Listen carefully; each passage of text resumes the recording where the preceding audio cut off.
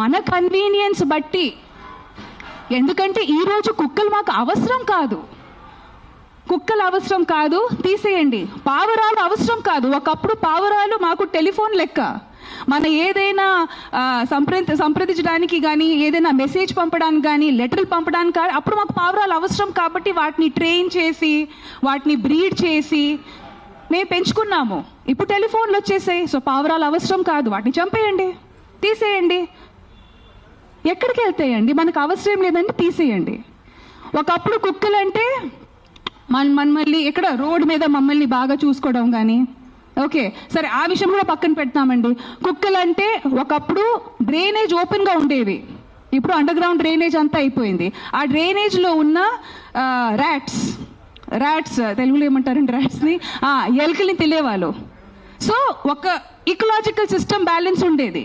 ఇప్పుడు drainage మూసేసాము. So ఇప్పుడు కుక్కలు మాకు పనికి రావు, తీసేయండి.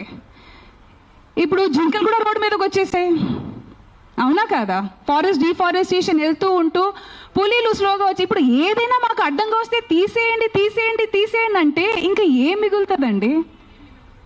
ఇంక ఏం మిగులుతుంది? సో మనకి ఏదైనా జీవి కానీ జంతువు కానీ మనకి అనవసరంగా ఉంటే వాటిని మనం అడ్డంగా నరికేయాలి. రేపు మాకు అమ్మ నాన్న కూడా మాకు సరిగ్గా మనకి చూడకపోతే వాటిని కూడా నరికేయాలి. ఇట్ ఈస్ సోషల్ కండిషనింగ్ అండి. మనం అర్థం చేసుకోవాల్సింది ఇది ఓన్లీ కుక్క గురించి కాదు, కుక్కల గురించి, ఇది సోషల్ కండిషనింగ్ అండి. మేము తల్లతోలికి అదే ఫారెన్ బ్రీడ్స్కి బానిసలా తయారయ్యాము. 30 years or 40 years back fair and lovely creams కానీ ఫెయిర్నెస్ ప్రొడక్ట్స్ని అప్పుడు బ్యాన్ చేసి ఉంటే ఇప్పటికీ మనకి ఓహో తల్లతనం ఆ పిచ్చి ఎక్కేది కాదు. So there are so many social conditioning అండి. ఈరోజు ఆ జరిగిన మాస్ కిల్లింగ్ మీకు చిన్న విషయం అనిపించవచ్చు, కానీ 300-500 కుక్కల్ని లీథల్ ఇంజెక్షన్ ఇచ్చి అంత ఈజీగా చంపేయడం అనేది ఎంత సాడ్, తలదించుకునే విషయం అండి. ఎందుకంటే అది చూసిన ఆ విలేజ్లో ఇంకో 2-3 తయారవుతారు అలాగే.